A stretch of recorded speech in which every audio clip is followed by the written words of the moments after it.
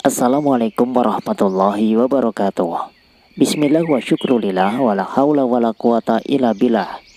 Puji syukur kita panjatkan kehadirat Allah Subhanahu wa taala atas segala karunia nikmat yang diberikan kepada kita semua. Salawat dan salam semoga senantiasa tercurah kepada baginda Nabi Muhammad sallallahu alaihi wasallam.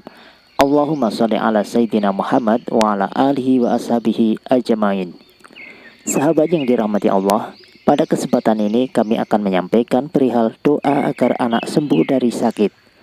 Namun sebelumnya silakan Anda subscribe terlebih dahulu ya, agar channel ini bisa semakin berkembang. Mohon doanya semoga saluran ini bisa menebarkan manfaat dan kebaikan bagi banyak orang. Amin. Sahabat yang dirahmati Allah, menghadapi anak yang sedang sakit, sebagai orang tua kita tentu berharap agar si anak cepat sembuh. Di samping usaha mengobatkan si anak, orang tua juga perlu menyertainya dengan berdoa untuk kesembuhannya. Berikut ini doa yang bisa dibaca oleh orang tua agar anaknya sembuh dari sakit.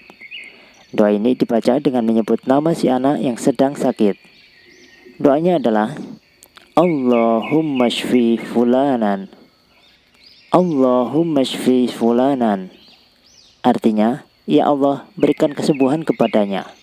Selain itu ada pula doa lain. Imam An-Nawawi menganjurkan kita untuk membaca surat Al-Fatihah, Al-Ikhlas, Al-Falaq, dan Anas ketika menderita penyakit ringan.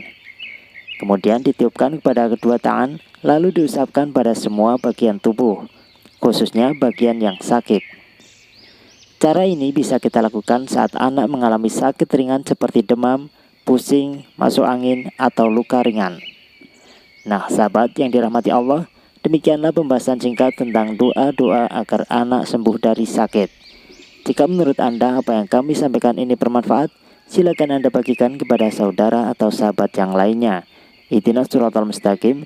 Wabillahi taufiq wal hidayah wal inayah. Wassalamualaikum warahmatullahi wabarakatuh.